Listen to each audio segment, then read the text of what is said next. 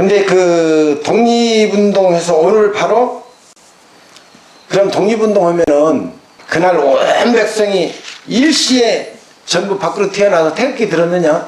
옛날 그 스님들한테 제가 들은 건데 저 시골 같은 데는 뉴스를 들을 수가 없죠. 요즘 같은 세월이 아니니까. 독립운동 했는지 누가 만세를 불렀는지 아무도 몰라요. 여러분 독립운동 만세 33분이 독립선언서 읽은 곳이 어딘지 아십니까? 그게 이제 요리집이거든요. 지금 그곳에는 빌딩이 3채가 서 있어요. 그래서 이제 파고다 공원에서 사람들이 만나서 만세를 부르는 것이지 후에 파고다라고 하는 것도 영어죠. 원래는 탑골공원입니다. 탑골공원에서 이제 그렇게 한 건데 이 만세 삼창을 하고 나서 바로 오늘 12시 조금 있으면 12시 되네요. 그 자리에서 일본 경찰에 의해서 전부 붙들려 가지고 종로 경찰서 끌려가지고 취조를 받죠.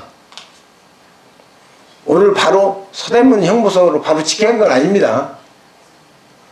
우리나라에서 경찰서 가운데 제일 큰 경찰서가 종로경찰서예요. 지금도.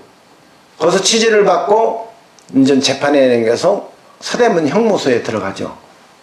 자, 전국적으로 이렇게 이제는 독립만세를 부르면서 그것이 더 확대도 커진 것이 유관순 여사, 누나라고 하죠.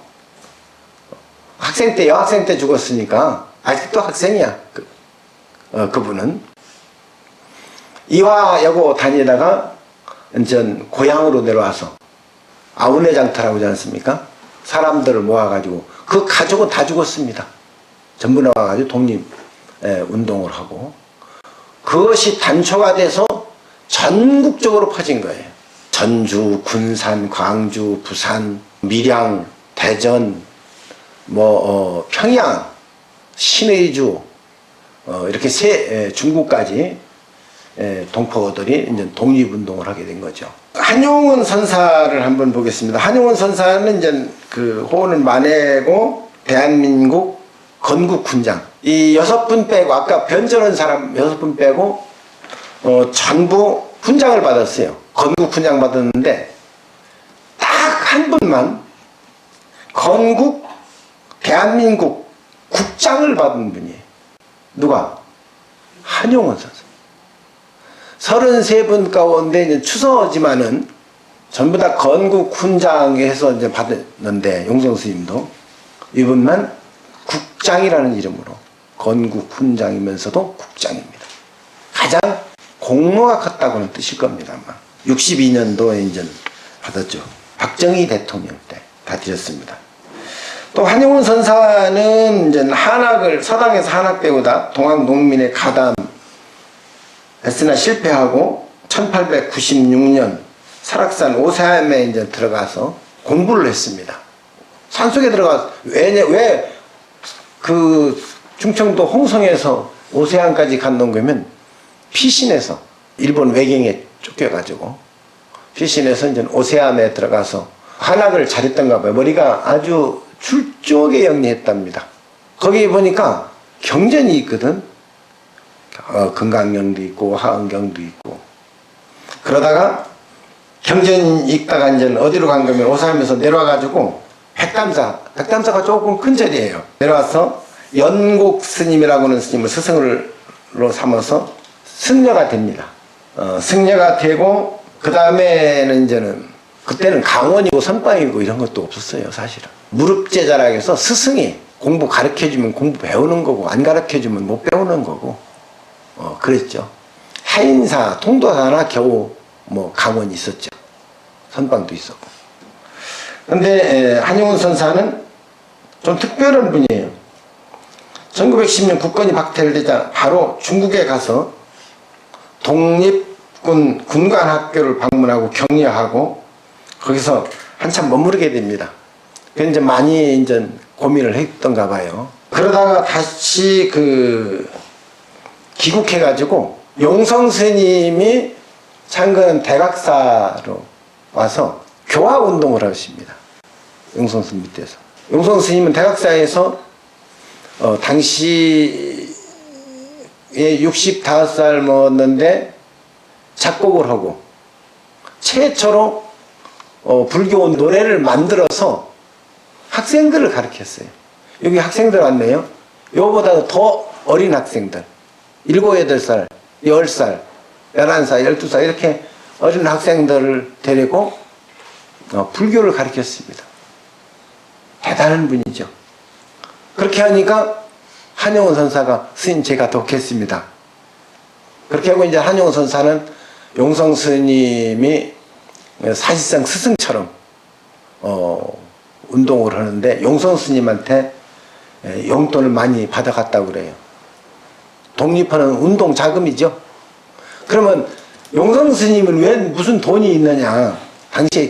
그 당시에 큰 스님이었고 용성 스님하고 고종 황제하고는 상당히 친분이 있습니다. 용성 스님이 해인사 주재할 때가 39살 때. 그런데 고종 황제를 만나러 갑니다. 만나고서 그때 당시에 돈 2만 냥인가를 받아서 해인사 장경각을 다 보수하고 돈이 남아서 요사채를 다 보수하고 넉넉하게 썼답니다. 그래서 이제 감사드리고 했는데 황제한테 돈을 받아서 그렇게 썼다고 하는 건 굉장한 겁니다. 그런데 나라를 잊어버렸으면은 용성 스님이 할 일이 뭐겠어요? 내가 황제한테 그 당시 옛날 돌아가서 생각해 봅시다. 황제의 은혜를 입었는데 독립밖에 없습니다.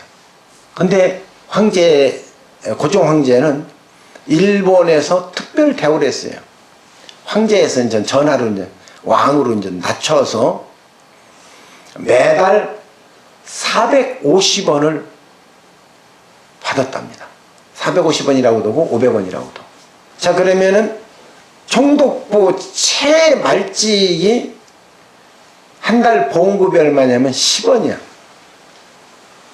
10원인데 450원 받았으면 엄청 크잖아요.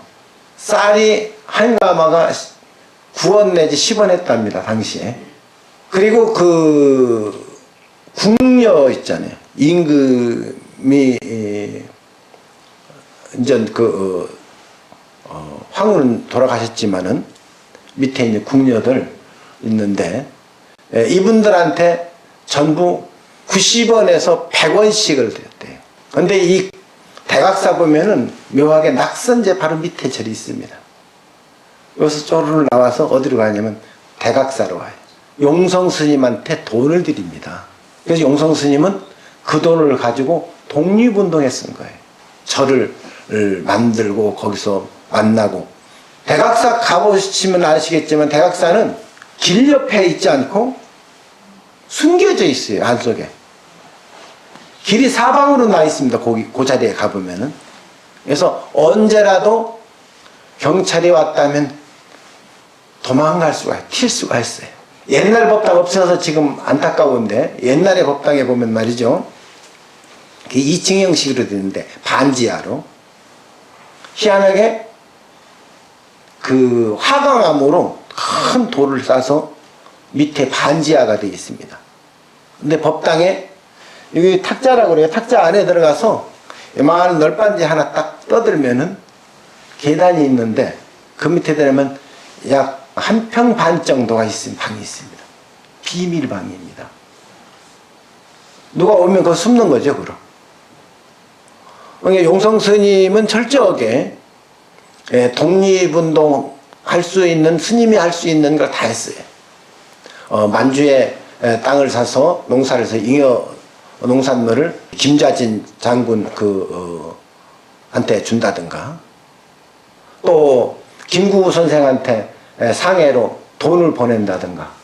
그래서 김구 선생이 상해에서 돌아와서 바로 대각사 와서 용성 스님한테 먼저 영전에 절한다고 대각사를 직행하죠. 그건 이제 동아일보나 당시에 조선일보에 다 나와 있습니다. 사진이랑. 이 한용운 스님도 이와 같이 용성 스님의 많은 도움을 받게 됩니다. 그러다 이제 한용운 선사가 도대체 일본이 나라는 어떤 나라냐 해서 일본에 가서 이제는 2년인가 이따가 일본 말도 배우고 그렇게 하면서 일본을 살피고 오죠. 그리고 한용운 선사가 이제는 책을 하나 냈는데 유명한 책이죠. 불교 대전. 통도사에서 이제 구하 스님이 도움을 받으면서 통도사 이제 도서관에서 모든 경제를 보고 한글로 우리 백성이 깨야 된다. 불교는 한문대에서 아무것도 안 된다.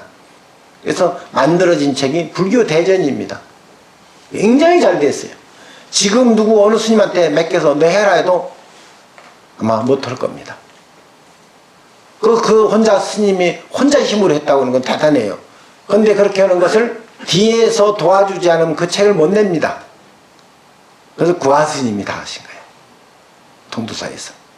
백용성 스님도 책을 많이 썼어요. 뭐 수심론, 기원정정도 여러 쓰고, 한용운 선사가 이제는 책 보니까 불교 대전 한 것이 제일 유명하고, 임의치무라 해서 시를 많이 썼죠.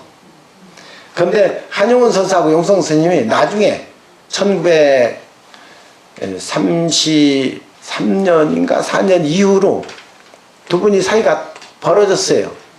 벌어진 이유가 뭐냐면 한용운 선사가 결혼해 버렸거든. 일본에 가서 네가 배운 것이 겨우 중장가 가는 거냐. 그래가지고 이제 그 전에도 백용성 스님은 서슬이 시풀었던 총독부에 건백사라 해가지고 보냅니다.